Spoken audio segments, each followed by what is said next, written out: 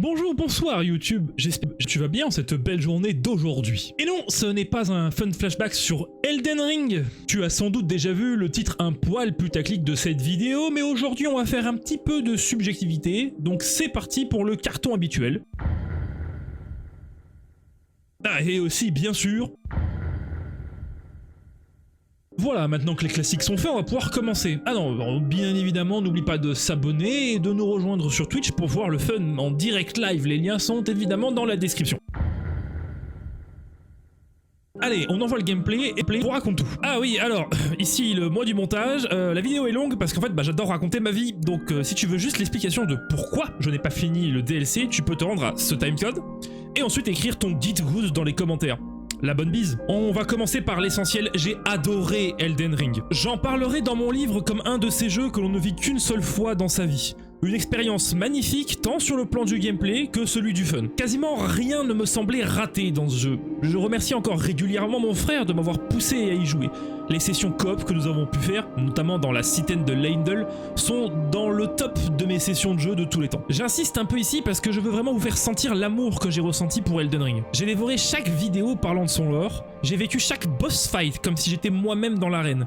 J'ai écouté les OST en boucle. Mes proches vous le diront, j'ai eu une fixation sur Elden Ring, j'en étais devenu insupportable. Alors quand on a su qu'il y allait avoir un DLC, j'étais comme un fou. J'ai continué ma propagande en regardant les trailers en boucle, en forçant mes amis à les regarder par ailleurs.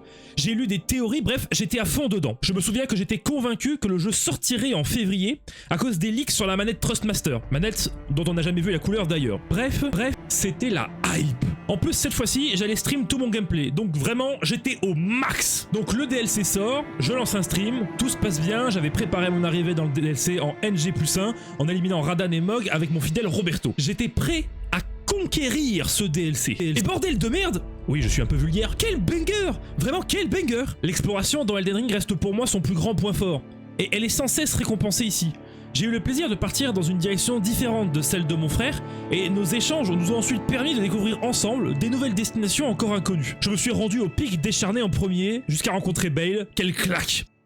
Il est simple, il y a 10 boss qui donnent des souvenirs, plus Bayle. Et donc c'est parti pour une review rapide de chacun d'entre eux, dans l'ordre dans lequel je les ai combattus. Pour commencer, j'ai combattu le lion dansant. Je l'ai trouvé vraiment cool, même si parfois la caméra rend la chose très difficile. J'ai pu me fier au son pour le vaincre. J'ai beaucoup aimé son design et j'ai regretté qu'il n'utilise pas de la Malmort dans son combat. Bon, du coup, il est réutilisé plus tard dans le DLC avec de la Malmort. Mais alors là, pour le coup, je trouve que c'est dommage de réutiliser un boss à souvenir. C'est pas top. Ça enlève un petit peu de son unicité. Oi, oi, oi, oi, oi, oi, oi, oi, oi. Le second boss à souvenir que j'ai affronté, c'est Relana. Bon, j'avais réussi à esquiver son donjon en passant par un chemin alternatif, mais j'ai quand même fait le boss parce que on aime se battre. Il est dommage qu'elle n'ait pas de cinématique pour être honnête, mais son combat est assez cool. Un 1v1 bien sympa avec une phase 2 qui la rend vraiment stylée. On commence pourtant déjà à sentir un des problèmes principaux du DLC, c'est-à-dire que l'on passe beaucoup de temps à esquiver plutôt qu'à taper. Au final, je l'ai vaincu avec mon pote Rollo, le tueur de réprouvés, parce que j'avais envie de lui envoyer des éclairs avec ma lance de grand saxe. L'avatar de l'arbre occulte est encore un monstre avec un flot de fou. Ma première tentative fut une surprise, parce que les dégâts que je lui infligeais étaient colossaux.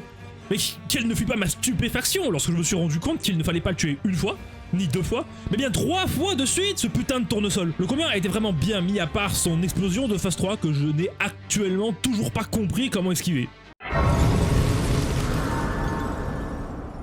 Midra, le seigneur de la flamme exaltée, est selon moi le meilleur boss du jeu. Déjà parce que j'apprécie particulièrement le design et le concept de la flamme exaltée dans son idée, mais là on parle d'un boss qui se trouve au bout d'une zone secrète présentant une ambiance exceptionnelle. Zone qui en plus ne peut être atteinte qu'après avoir effectué un catacombe bien précis. Zone dans laquelle notre fidèle cheval-chèvre ne veut pas apparaître car il a peur de mourir pour de vrai à cause de la flamme exaltée. Des monstres intuables se promènent par ici, ils peuvent te one-shot. Une expérience horrifique qui se conclut avec la rencontre de Midra dans son presbytère. Un Midra qui est d'abord présenté comme faible et facilement tuable, qui dit ensuite qu'il en a assez de subir la souffrance éternelle que l'on lui a infligée, et qui s'arrache littéralement la tête pour devenir le seigneur exalté, le tout sur une musique avec des chœurs magnifiques. 100 sur 10, meilleur boss de tout Elden Ring. Romina, la scène du bourgeois est un boss atypique s'il en est. Mais en vrai je l'aime bien Romina. En termes de bagarre pure, elle a rien pour elle. La plupart de ses attaques ratent si on est trop proche d'elle et la caméra a du mal à la suivre, ce qui donne un peu le mal de mer. Mais moi j'aime bien son flow à la Miss Scolopendre Scorpion putréfié violette là. En tout cas, on l'a vaincue sans trop de difficulté et elle manque un peu de contexte au fin fond des ruines d'Euro, donc un petit peu dommageable. Bon alors, Mesmer l'Empaleur. Alors lui... Putain, déjà on va commencer par dire les termes. Entre son donjon et son combat, c'est une masterclass, quelle ambiance de fou furieux. Il ponctue vraiment un des donjons les plus impressionnants à parcourir, c'est exceptionnel. Bon par contre, une nouvelle fois, la bagarre est moins fun que ce que j'aurais voulu qu'elle soit. On poursuit cette sensation que j'avais déjà avec Relana, de ces combats où tu ne peux pas taper pendant un long moment, avant d'avoir une maigre ouverture pour faire une petite attaque. Je trouve ça vraiment dommage, parce que je souhaiterais utiliser mes armes moi. Je les ai choisies pour ça. Mais on reviendra en détail sur cette idée lorsque l'on parlera du boss de fin. Dans tous les cas, Mesmer a un flow de fou. Des attaques parfois peu lisibles à cause de la quantité de flammes qu'il provoque, mais j'ai réussi à le vaincre. Bon alors, j'ai déclenché le 3v1 durant sa phase 2 en invoquant le Kérastien et mon fidèle pote Rollo. Il mérite totalement sa place d'effigie du DLC. Ensuite, j'ai combattu le Chevalier Putréfié. Bon alors, que dire sur ce monsieur ? En vrai, entre lui et le prochain boss, ce sont deux monstres qui m'ont laissé un petit peu mitigé pour être 100% honnête. En fait, partir à la recherche de Saint-Trina dans les profondeurs de la fissure après que le sort de Miquella ait été levé était une idée exceptionnelle et j'en avais vraiment extrêmement envie. D'ailleurs en bonus, voici ma tête lorsque Miquella a brisé sa rune majeure, ce grand fou.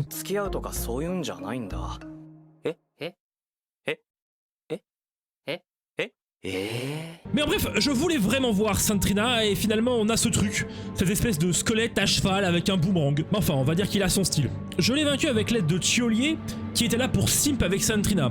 Unlucky pour lui, elle a préféré le regard pétillant d'intelligence de Roberto.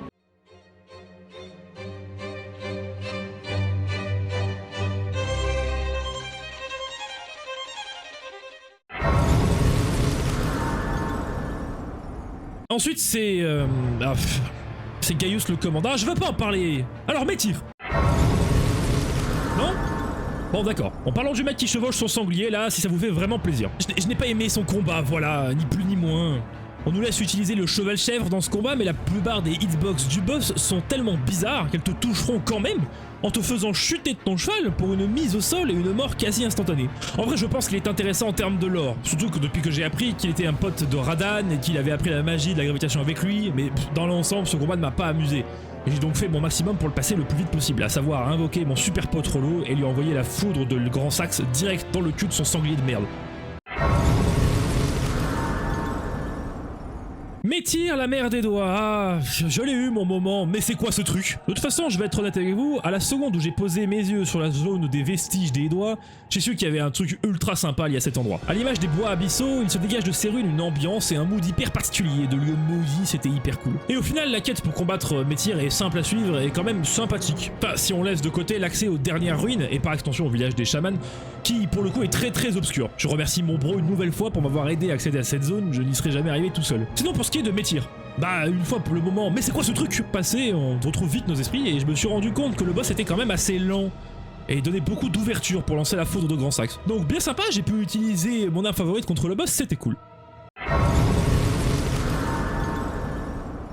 Petit détour pour parler de Bale qui m'a moins marqué que ce qu'il aurait dû me marquer. La présence d'Igon rajoute tout ce qu'il y a à rajouter sur le combat. Et Bale est assez impressionnant, je dois l'avouer, mais pour le coup je lui ai explosé sa mère parce que j'avais beaucoup d'avancées sur les fragments d'arbres obscurs, donc je lui ai explosé sa tronche. Bon allez, assez tourné autour du bois, je sais pourquoi vous êtes là. Peut-être même que vous avez skip toute la partie où je raconte mon aventure dans le DLC, bande de petits farfadets malicieux. Bon, je vous place le contexte. J'ai vécu Elden Ring au travers de Roberto. J'ai façonné le lore de Roberto au travers de mon aventure dans Elden Ring. Souvenez-vous de Roberto l'inquisiteur mort-vivant, qui devient Roberto l'inquisiteur draconique, etc. Donc mon point de vue sur le jeu est que je souhaite le vivre à travers du prisme du RPG. Je veux vivre Elden Ring au travers de mon avatar. Et donc, je veux combattre avec les armes que j'ai choisies. Et là est un peu le cœur du souci que j'ai eu dans le DLC de Elden Ring. J'ai fini le jeu de base avec l'éclair de grand saxe, mon arme favorite. J'ai terrassé la totalité des boss de fin de jeu avec cette arme. Je voulais la conserver pour le DLC. Le problème que j'ai eu dans le DLC est que je ne peux pas lancer d'éclair. Je sais que dit comme ça on dirait une complainte inutile. Mais si on élargit le champ de vision, on arrive à penser que certaines options offensives ne sont juste pas utilisables. Et si j'étais particulièrement salé, je pourrais même dire que la seule option offensive viable dans le DLC Et notamment dans le combat contre Radahn, c'est l'attaque rapide. Je ne veux pas changer d'arme.